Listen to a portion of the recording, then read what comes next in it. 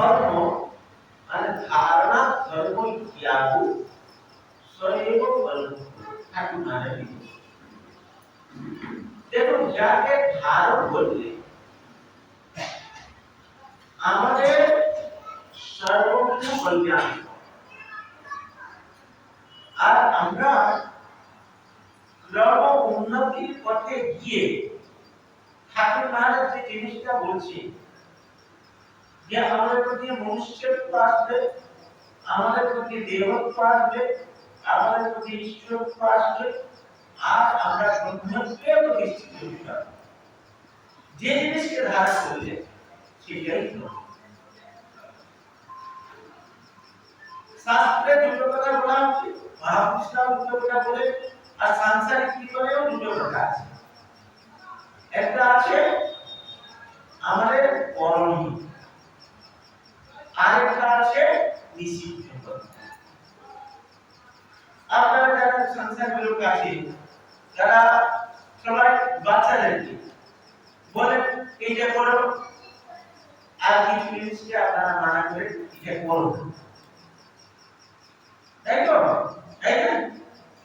যা আপনাদের যারা আপনার কাছে থাকে সবকে বলেন এটা করবেন, এটা করো, এই স্বামীও স্ত্রীকে বলে থাকে তুমি এটা করবে না, এটা করবে।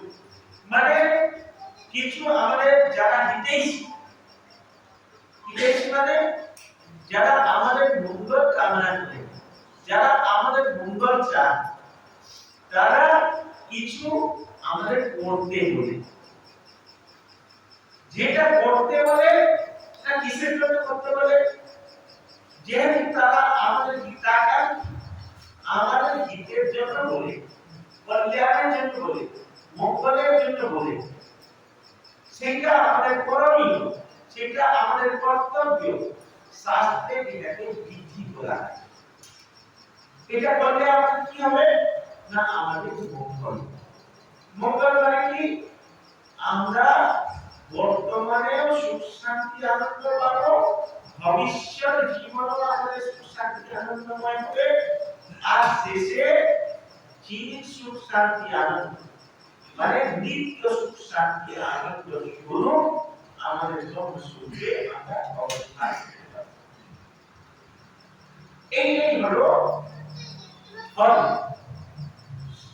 সোজা কথা, শাস্ত্র যেটা করতে বলছে,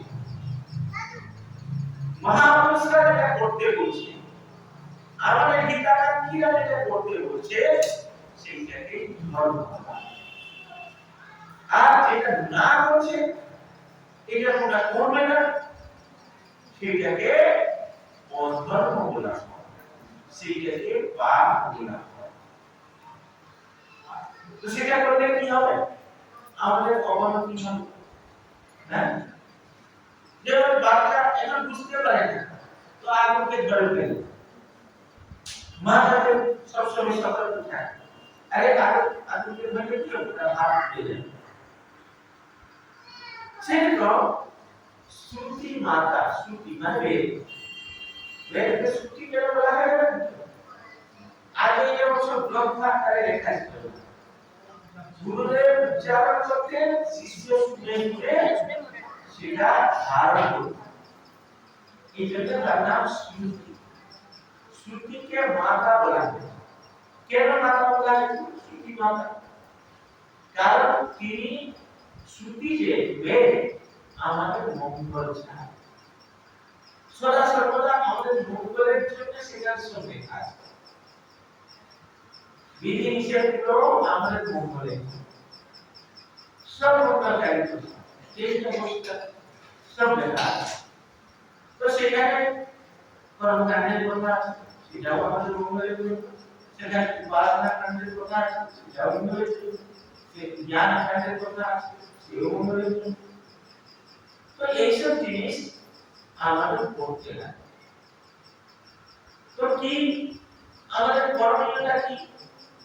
আমাদের করণীয় এই যে জিনিসটা আমি বলছিলাম, এটা তার বেদ কেউ পড়েও না, আর যদি শাস্ত্র কেউ পড়েও, সে পড়ে তার মর্ম বুঝিয়ে সেটুকু পড়া সম্ভব না। তো এখন আমাদের করণীয় হচ্ছে যে আমরা অনেক জিনিস যেমন ঠাকুর মহারাজের উপদেশ থেকে বা পিতা থেকে বা বিভিন্ন শাস্ত্র থেকে আমরা অনেক কিছু জানি, কিন্তু আমরা প্রমাণ আলস্যতা সেগুলো আচরণ করি। করলে বলে আমাদের লাভ হচ্ছে। ঠাকুর মহারাজ তো আমাদের হাত ধরেছে, তিনি মুক্ত করবেন, কিন্তু সে হাত ধরার যে সুযোগটা আমরা মানে ঠিকভাবে করে দিয়েছি কিনা সেই জিনিসটা আমাদের তৈরি দেখতে হবে। ঠাকুর মহারাজ হচ্ছে তোমাদের মুক্তি ঠিক না। তো এই যে ঠাকুর মহারাজ বলছে, আরেকটা বাণী ঠাকুর মহারাজ বলছে, তোরা নিত্য মুক্ত, আমি আবার দিয়ে তোদেরকে এই জগৎ কাজ করার জন্য দিয়েছি, আমার সহায়ক মধ্যে তোদের দিয়েছি। সত্যি বেদান্ত শাস্ত্র বলছে আমরা নিত্য, কিন্তু সেই নিত্য মুক্ত যে আমরা, সেই উপলব্ধিটা কি আমাদের আছে? সেই উপলব্ধিটা নেই।